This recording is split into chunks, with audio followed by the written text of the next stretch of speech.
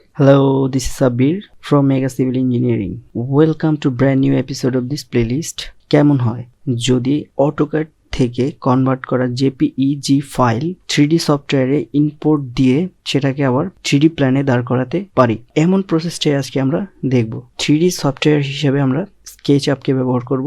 JPEG যেটাকে আমরা normally photo বা পিকচার হিসেবে জানি। ফাইলের ভাষায় আমরা সাধারণত JPEG বলে থাকি। JPEG এর full meaning joint photographic experts group. এই পুরো প্রসেসটার মধ্যে যে টুলসগুলো লাগতে পারে, যেমন এই টুলটা pen bucket tool and erase tool, এটাকেও আমরা এই টিউটোরিয়ালের মধ্যে কভার করে ফেলবো। আর বেশি কথা না বাড়িয়ে আমি সরাসরি আমার টিউটোরিয়ালে চলে যাই।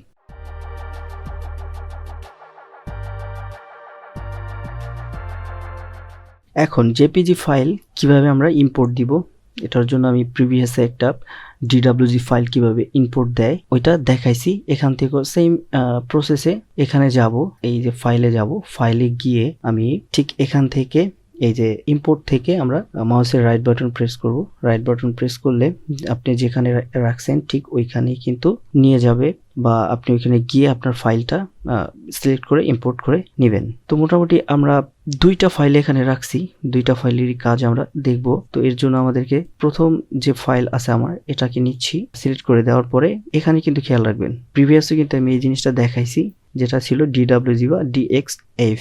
আর এখানে আমরা JPEG ইমেজ এটাকে সিলেক্ট করে দিব, সিলেক্ট করে দিয়ে এন্ড দেন ইম্পোর্ট করে দিব।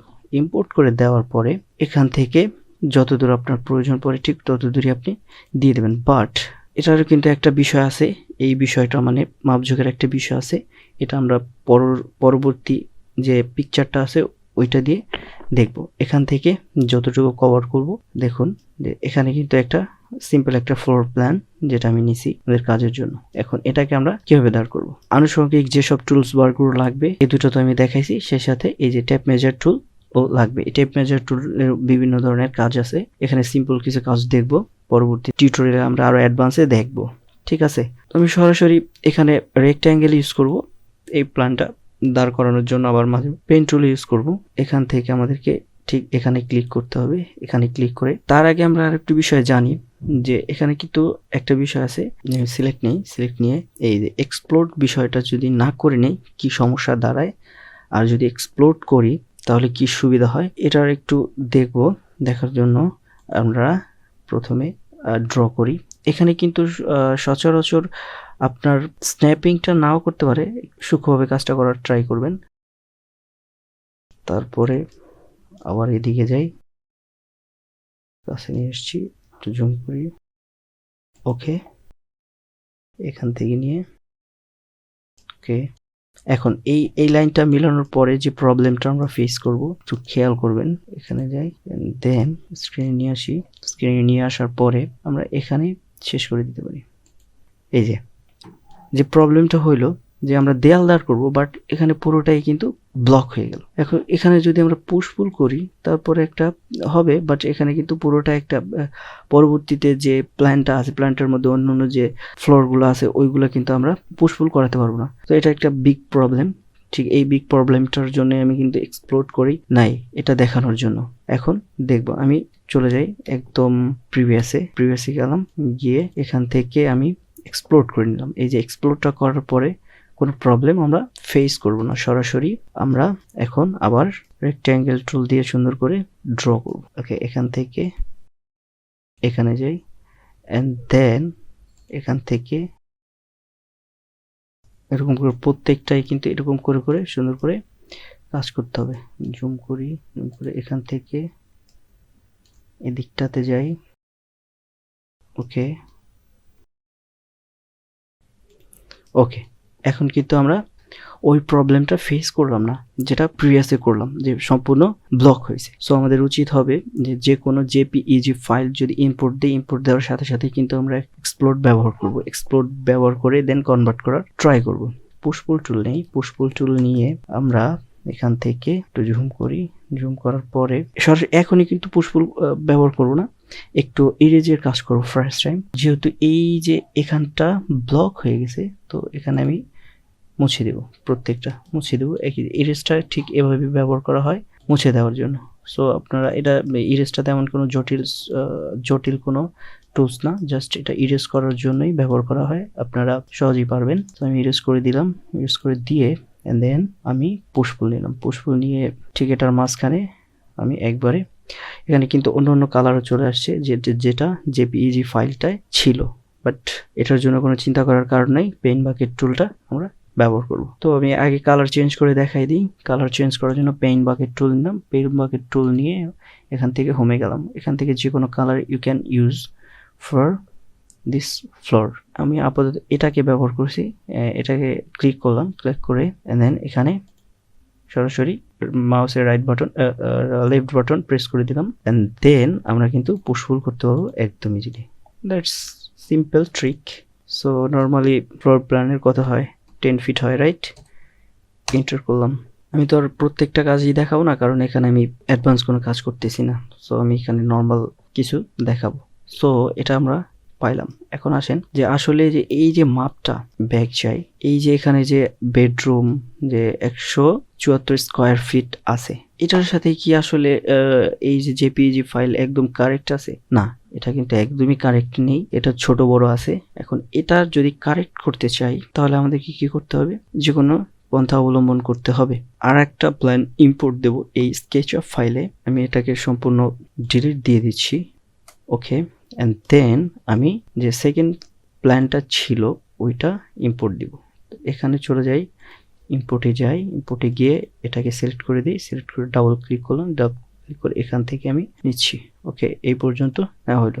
এখন এই যে খেয়াল করেন যে এখানে 39 ফিট বাই 36.5 ফিট, এটাকে যদি আমরা ট্যাপ মেজার টুল দিয়ে ম্যাপে নেই, দেন দেখেন কতটুকু আসে।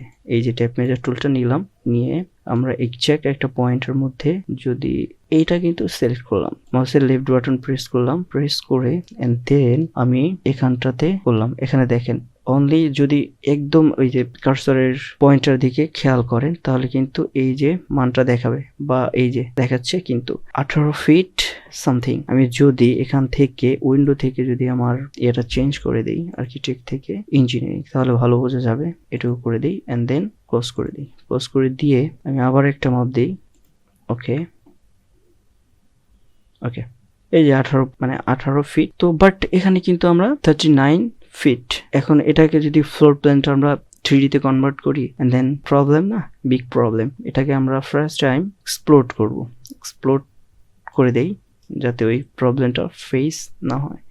সো এক্সপ্লোড করলাম, এক্সপ্লোড করার পরে আমরা টেপ মেজার টুল নিলাম, টেপ মেজার টুল নিয়ে এটাকে ঠিক এই পারফেক্ট একটা মাপ দেওয়ার জন্য যেটা করতে হবে, এটাকে আপনি একদম কারেক্ট একটা জায়গায় সিলেক্ট করবেন। সিলেক্ট করার পরে আপনি যদি একটু খেয়াল করেন যে এই যে মাউসটা আছে, মাউসটার যে কার্সরটার সাথে কিন্তু একটা প্লাস পয়েন্ট আছে। এটার জন্য যা করতে হবে, কন্ট্রোল প্রেস করতে হবে। কন্ট্রোল প্রেস করলে কিন্তু এই দেখেন প্লাস পয়েন্টটা নেই, এখানে ঠিক ক্লিক করতে হবে। ক্লিক করার পরে দেখেন এই যে 18 ফিট। তো এটাকে আমরা 39 ফিটে কনভার্ট করার জন্য যা করতে হবে, ঠিক 39 ফিট এন্টার দেওয়ার পরে যা হবে, ইএস প্রেস করে দিতে হবে। ইএস প্রেস করে দেওয়ার পরে এখন দেখেন যে মাপটা কারেক্ট আসছে কিনা, তার জন্য আমাদের চেক করতে হবে। একটু এক্সাক্ট জায়গাটায় দেওয়ার ট্রাই করবেন, তাহলে একদম ভুলে আসবে না। একবার যদি একটু হয়ে যায় দেন আর কোনো সমস্যা নেই, ঠিক আছে? এই যে যদি একটু সামথিং লাইক দ্যাট যদি কষ্ট করে একবার দিয়ে দেন, বাট এটা পারফেক্টলি চলে আসছে। যাই হোক, সিম্পল। এখানে কিন্তু স্ন্যাপিংটা করবে না, এই স্ন্যাপিং প্রবলেমটাও সলভ হবে ফিউচারের কোনো ভিডিওতে।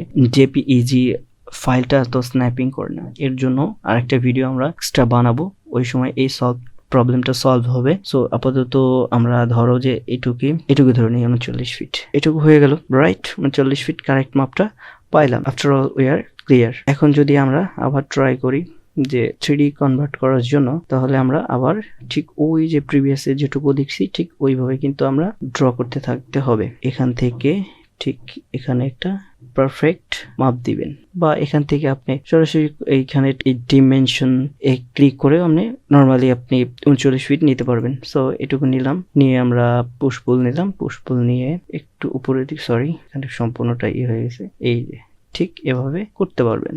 আর যদি কালার চেঞ্জ করতে চান এখানে করে দিবেন, ব্যাস। সো আমাদের প্রথম দিক থেকে করা ভালো, যার কারণে আর প্রবলেম হবে না। শেষ পুশ পুল নিলাম, সরি জুম করে নেই, ওকে 10 ফিট। ওকে, আই হোপ আপনি পুরো টিউটোরিয়ালটা নর্মালি বুঝতে পারছেন। যদি না বুঝে থাকেন তাহলে প্লিজ কমেন্ট করুন, আমি তার রিপ্লাই করবো ইনশাআল্লাহ। আজকের পর্ব এই পর্যন্তই, ভালো থাকবেন। সেই সাথে please subscribe my channel, at the same time you can share a like. আল্লাহ হাফেজ, টাটা।